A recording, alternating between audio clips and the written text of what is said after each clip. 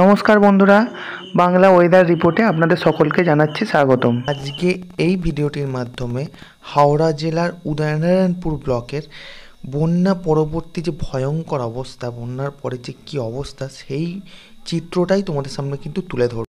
তার আগে এই ভিডিও ফুটেজের মাধ্যমে দেখতে পাচ্ছ যে কি পরিমাণ এখানে জল এখানে আসে। বন্যায় পুরো গ্রামের পর গ্রাম এইভাবেই কিন্তু ডুবে গেছে, গ্রাম জলের নিচে কিন্তু চলে গেছে। তো এরপর আমরা দেখতে পাচ্ছি বন্যা চলে যাওয়ার পরে যে কি ভয়ঙ্কর অবস্থা। এটা একটা রাস্তা, যে রাস্তাটার এমনই অবস্থা, এই রাস্তাটা দিয়ে কোনো একটা যানবাহন তো দূরে থাক, কোনো মানুষ যাতায়াত করতে পারবে না। তো এই রাস্তার ধারেরই একটি বাড়ি, এই বাড়িটির অবস্থা দেখুন, এক সাইড পুরো ভেঙে বেরিয়ে গেছে। আবার এই বাড়িটির অবস্থা দেখুন, পুরো তো একদম ধ্বংসস্তূপে পরিণত হয়েছে। এটা না একটু দোকানটার কোনো মালপত্র আর কিছু নেই, সব কিছু পুরো কিন্তু ভেসে বেরিয়ে গেছে। আচ্ছা, এটা কি চিনতে পারছেন?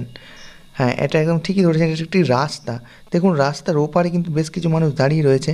হ্যাঁ, এটা বন্যা পরবর্তী সময়ের ওই রাস্তাটারই ছবি। পুরো মাঝখান দিয়ে একটা খাল বয়ে চলে গেছে, একদম ভেঙে নিয়ে কিন্তু বেরিয়ে গেছে। ওই রাস্তাটারই আরও একটি ছবি দেখুন, এটা ঢালাই রাস্তা ছিল, ঢালাই করা ছিল যাতে বন্যা ভেঙে না যায়। সেটারও কিন্তু মাঝখান বরাবর পুরো ভেঙে নিয়ে চলে গেছে কিন্তু বন্যা।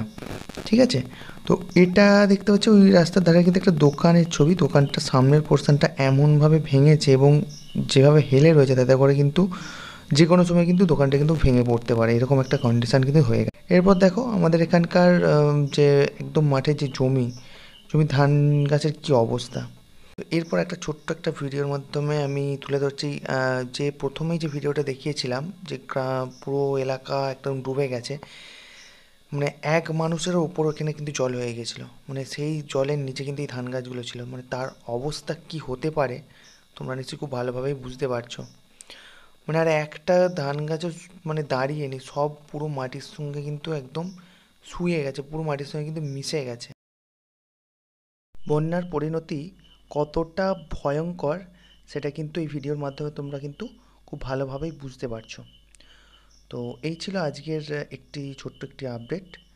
তো চ্যানেলে নতুন হয়ে থাকলে চ্যানেলটিকে সাবস্ক্রাইব করবেন এবং আমাদের পাশেই থাকবেন। আপনাকে অসংখ্য ধন্যবাদ ভিডিওটি শেষ পর্যন্ত দেখার জন্য।